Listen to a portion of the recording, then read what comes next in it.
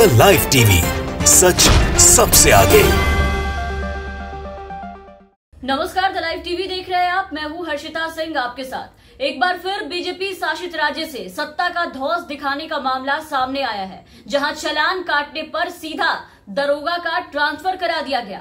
बिना मास्क के कर्फ्यू में घूम रहे बीजेपी विधायक को पुलिस ने जब रोका तो विधायक जी ने कुछ यूं सत्ता का रौब दिखाया कि सीधा दरोगा का ट्रांसफर ही करवा दिया। मामला उत्तराखंड के मसूरी से सामने आया है, जहां एक दरोगा जिनका नाम नीरज कठैत बताया जा रहा है, उन्हें वहां के बीजेपी विधायक प्रदीप बन्ना का चालान काटना महंगा पड़ गया है। भाजपा विधायक प्रदीप बन्ना अपने परिवार के साथ मसूरी घूमने आए हुए थे इस कोरोना काल में, जहां पर नाइट कर्फ्यू लगा हुआ है। और क्योंकि वो बीजेपी के एमएलए हैं तो बिना मास्क के तो घूम ही सकते हैं, क्योंकि सरकार ने कोरोना को लेकर जो नियम, जो प्रोटोकॉल बनाए हैं वो बीजेपी के नेताओं और उनके विधायकों के लिए, उनके मंत्रियों के लिए है ही नहीं।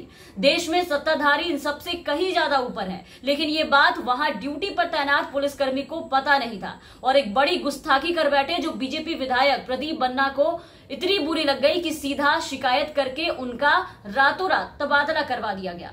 नीरज कठैत जो दरोगा वहां ड्यूटी पर मौजूद थे, आपको बता दें कि उन्होंने बिना मास्क के जब विधायक जी को देखा कि वो बिना मास्क के घूम रहे हैं, तो बीजेपी विधायक को नियमों के उल्लंघन के बारे में जाकर के बताया और कोविड प्रोटोकॉल की बात जो है वो याद दिलाने के साथ साथ सीधा 500 रुपए का चालान काट दिया। तो बीजेपी विधायक इस बात पर भड़क गए और पहले तो बहस करने लगे। दोनों के बीच में इस चीज को लेकर के काफी नोकझोंक हो गई। फिर बाद में चालान के ऊपर 500 का नोट यूं बीजेपी विधायक ने फेंका और वहां से चलते बने।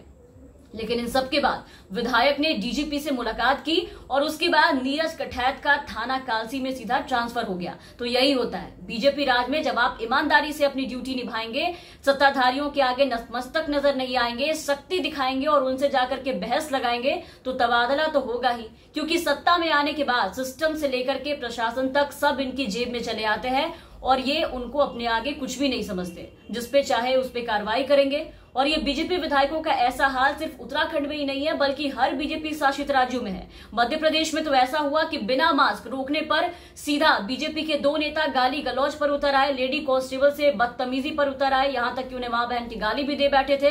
तुम मुझे जानते नहीं हो, तुमने मुझे रोका कैसे? अभी बताता हूं कि मैं हूं कौन। ये अल्फाज उस बीजेपी नेता के थे जिसे बिना मास्क पहने बीवी बच्चों के साथ कोरोना कर्फ्यू में सड़क पर स्कूटी से जाते हुए पुलिसकर्मियों ने रोका था और उन्हें कहा था कि आपको चालान भरना पड़ेगा। रोके जाने से नेताजी इस कदर नाराज हुए कि पुलिसकर्मियों को अपशब्द कहने लगे। उनकी इस हरकत का एक वीडियो काफी सोशल मीडिया पर वायरल हुआ था, जो हमने भी आपको अपने चैनल पर अपने पिछले वीडियोस में दिखाया था, जहां भाजपा नेता ने जमकर हंगामा किया था, पूरा तमाशा खड़ा किया था भरे सड़क पर और कहा था कि हमारी सरकार है और हम ही ना पूछे कि हमें आकर रोका क्यों गया।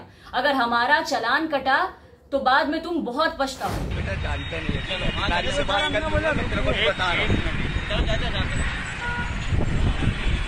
अरे आप मेरे को नहीं जानते हो साहब, अभी जान जाओगे तो आप फिर समझ जाओगे कि मैं कौन हूँ। आप क्या है कि वो बदतमीजी से बात कर रहा है। अरे मेरी बात को।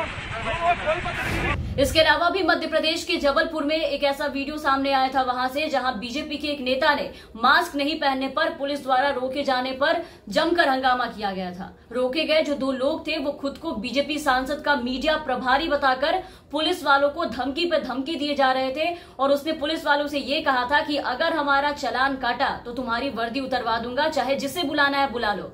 ऋषभ दास और रंजीत ठाकुर नाम के दोनों ही नेताओं ने पहले महिला पुलिसकर्मी वहां जो मौजूद थी ड्यूटी पर, उनके साथ बदसलूकी की थी और बाद में हंगामा करते हुए जाकर सड़क पर बैठ गया और जमकर गाली पे गाली दिए जा रहे थे, जिनके आगे पुलिस भी नतमस्तक नजर आ रही थी। इसके अलावा उत्तर प्रदेश के मेरठ में बीजेपी के मंडल मंत्री ने कोरोना काल में लोगों से मास्क ना लगाने की अपील करते हुए सीधा बड़ा सा एक होर्डिंग लगवा दिया था और अपने ही सरकार के बनाए गए नियमों की जमकर खिल्ली उड़ाई थी, उनका मजाक बना दिया था। लेकिन कार्रवाई के नाम पे कुछ भी नहीं हुआ। तो ये हाल लगभग बीजेपी शासित राज्यों का है। हर जगह जहां सत्ताधारी है, या तो वहां पर ये लोग दबंगई दिखाते नजर आते हैं, या फिर गुंडागर्दी करते नजर आते हैं, या फिर कोई ना कोई लापरवाही में पकड़े जाते हैं। लेकिन किसी की मजाल जो इन्हें नियमों का पाठ पढ़ाने की हिम्मत दिखा दे, और जो आगे आकर के हिम्मत दिखाते हैं, आप देखिए कि उनका क्या हाल होता है। ये उनके ही पीछे पड़ जाते हैं, जैसे अभी आपने देखा उत्तराखंड में पड़े और सीधा तबादला करवा के ही चैन की सांस ली।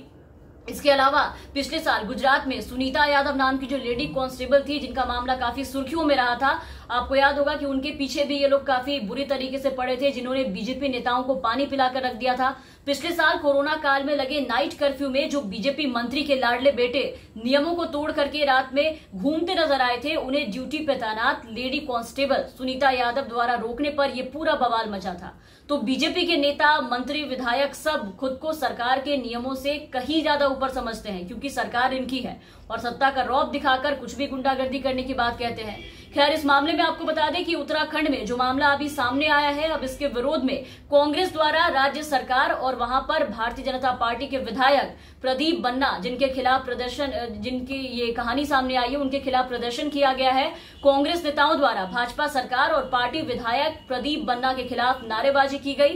कांग्रेस नेताओं का ये कहना है इसके ऊपर कि उत्तराखंड सरकार ने एक पुलिसकर्मी को ईमानदारी के साथ ड्यूटी करने की सजा दी है, जिसे बिल्कुल भी बर्दाश्त नहीं किया जा सकता है। ये बिल्कुल भी सही नहीं है। लेकिन उनके इस धरना प्रदर्शन से कुछ होने जाना नहीं है, क्योंकि जब तक और जहां जहां इनकी सरकार है, इनके नेता ऐसा करने से बाज नहीं आएंगे, फिर चाहे कोई प्रदर्शन हो या कोई शिकायत हो। ये कई दफा अपने हरकतों से ये साबित भी कर चुके हैं। तो इन सारी चीजों से कोई फायदा नहीं है, क्योंकि बीजेपी नेताओं पर कार्रवाई कुछ होने जाना नहीं है। फिलहाल के लिए इस वीडियो में बस इतना ही। आप बने रहे द लाइव टीवी के साथ। चैनल पर नए हैं तो चैनल को सब्सक्राइब कर दे, साथ ही बेल आइकन दबा दे, ताकि हम आपको खबरों से अपडेट रख सके। धन्यवाद। द लाइव टीवी, सच सबसे आगे।